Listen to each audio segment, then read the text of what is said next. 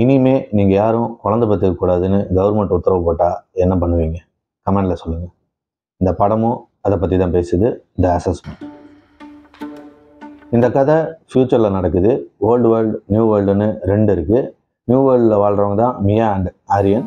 இவங்களுக்கு ஒரு குழந்தை வேணும்னு நினைக்கிறாங்க. அதனால கவர்மெண்ட் அப்ரோச் பண்ணும்போது கவர்மெண்ட் ஒரு டாஸ்க் கொடுக்குறாங்க. அந்த டாஸ்க்கை இவங்க கம்ப்ளீட் பண்ணால் இவங்க குழந்தைய பெற்றுக்கலாம். அந்த டாஸ்க்கு பெண்மணி தான். அந்த பெண்மணியை இவங்க குழந்தை மாதிரி ட்ரீட் பண்ணி ஒரு குழந்தைய எப்படியெல்லாம் பார்த்துக்குவாங்களோ அப்படியெல்லாம் பார்த்துக்கணும். இதுக்கான டைம் 7 நாள். இந்த டாஸ்க்கை இவங்க கம்ப்ளீட் பண்ணாங்களா, இதெல்லாம் தான் இந்த படத்துடைய மீதி கதை.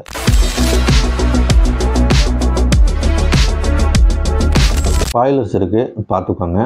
இந்த படம் என்ன சொல்லுதுன்னா, இந்த டாஸ்க்கை கம்ப்ளீட் பண்ணிட்டோம்னா குழந்தை பெற்றுக்கலாம் அப்படிங்கிறத சொல்லுது. ஆனால் அங்கே அந்த நியூ வேர்ல்டில் இருக்கக்கூடிய சூழல் அப்படி கிடையாது. அந்த மாதிரி தான் இந்த படம் கொண்டுட்டு போகுது. ஆனால் இதை ஒரு ட்ராமாவாக உள்ள ஒரு 3 கேரக்டர் வச்சு, அதுவும் ஒரு வீட்டுக்குள்ளே ஒரு நியூ வேர்ல்டு மாதிரியே தான் கிரியேட் பண்ணியிருக்காங்க. அது இவங்க பேசுறதுலேருந்து அங்கே இருக்கிற அந்த அட்மாஸ்பியர் அதெல்லாம் பார்க்கும்போது பெருசாக எதுவும் சிஜியில் காமிக்காட்டியும் இருக்கிறத வச்சு நல்லா சூப்பராகவே பண்ணியிருக்காங்க. அது ரொம்ப கன்வின்சிங்காகவே இருக்குது. அது ஒரு நியூ வேர்ல்டுங்கிறத நம்மளால் நம்புற மாதிரி தான் அதை கிரியேட் பண்ணியிருக்காங்க. ஏன்னா அந்த வீட்டுக்குள்ளேயே தான் எல்லாம் இருக்கும். அதுக்கு அந்த ஆரியன்கிறவர் பார்த்தீங்கன்னா அவர் ஏஐயில் ஏதோ வேலை பார்த்துட்டு இருப்பார். இவங்க பார்த்தீங்கன்னா அந்த தாவரங்கள் எல்லாம் அதில் வேலையை பார்த்துட்டு இருப்பாங்க.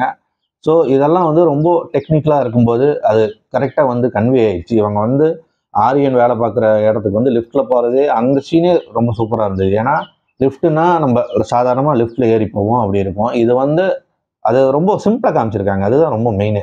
ஏன்னா ஒரு லிஃப்ட்டில் ஏறுறாங்க, கதவை திறந்து ஒரு லிஃப்ட்டில் ஏறுறாங்க, ஃப்ளாஷ் அடிக்குது லைட்டு. அப்போவே தெரியுது வேறு இடத்துக்கு போகிறாங்கங்கிறது. அது லிஃப்ட் போகிற மாதிரி இல்லாமல் அது நல்லா இருந்தது பார்க்குறதுக்கு. அது டிஃப்ரெண்ட்டாக இருந்துச்சு. கிளைமேக்ஸில் தான் எல்லாமே தெரிய வரும். அது வரைக்கும் ஒரு ட்ராமாவாக தான் போகும். இதில் என்ன பெரிய பிரச்சனையாக இருக்குன்னா, இவங்க இந்த பெண்மணி இந்த குழந்தை மாதிரி ஆக்ட் பண்ணுவாங்க. இப்போ இவங்களை சமாளிக்கணும். இவங்க குழந்தைன்னு நினச்சி இவங்களை சமாளிக்கணும். ஒரு குழந்தை என்னென்னலாம் பண்ணுமோ அந்த சேட்டையெல்லாம் இவங்க பண்ணுவாங்க. அந்த பர்ஃபார்மன்ஸ் அவங்க அவுட்ஸ்டாண்டிங்காக பண்ணியிருக்காங்க அலிசாங்கிறவங்க. இந்த படம் ஃபியூச்சரிஸ்டிக்காக எடுத்திருந்தாலும் ரொம்ப மினிமலாக இருக்குது. ஓப்பனிங் சீனில் தண்ணியில் வரக்கூடிய அந்த சீன் பார்த்தீங்கன்னா கிளைமேக்ஸ்லேயும் வரும். கிளைமேக்ஸில் நீங்கள் கொஞ்சம் கவனிச்சிங்கன்னா கண்டுபிடிக்கலாம் அது யார் என்னங்கிறதெல்லாம். அது நல்லாவே பண்ணியிருந்தாங்க. அந்த ஐடியாவாக எல்லாமே நல்லா இருந்தது. இவங்க பேசிகிட்டு இருக்கும்போது வேர்ல்டில் இருக்க முடியாது அப்படிங்கிற மாதிரி சொல்கிறாங்க. ஆனால் இவங்க எங்கே இருக்காங்கங்கிறது அதை கொஞ்சம் கிளாரிட்டியாக சொல்லலை. இவங்களும் இடத்துல தான் இருக்காங்கங்கிறது தான் தெரிஞ்சுக்க வேண்டியதாக இருக்குது. ஏன்னா அங்கே மனிதர்கள் இருந்த இடம் நாஸ்தி ஆகிட்டு இருக்குங்கிற மாதிரி தான் இவங்க சொல்கிறத வச்சு புரிஞ்சுக்க வேண்டியதாக இருக்குது. இவங்களும் வேற ஒரு கிரகத்தில் இருக்கிற மாதிரி தெரியல. ஏன்னா ஒரு 7 நாளில் நடக்கக்கூடிய ஒரு கதையாக தான் இதை எடுத்திருக்காங்க. அதில் பார்த்தீங்கன்னா அந்த அளவுக்கு எக்ஸ்பெக்ட் பண்ண அளவுக்கு பெருசாக எதுவுமே நடக்காத மாதிரி தான் இருந்தது. இருந்தாலும் ஒரு சீன் இருக்குது கிளைமேக்ஸில். அது கொஞ்சம் சிக்கலான சீன் தான். அது கொஞ்சம் கரெக்டாக பண்ணியிருக்காங்க. இவங்க 3 பேர்த்துக்குமே ஒரு நீடு இருக்கும். ஆனால் இவங்க 3 பேர்த்துக்குமே அது கிடைச்சதான்னு கேட்டிங்கன்னா அது அப்படி இல்லாத மாதிரி தான் இருக்குது. ஏன்னா இந்த நியூ வேர்ல்டில் இந்த சூழல் அப்படி கிடையாது.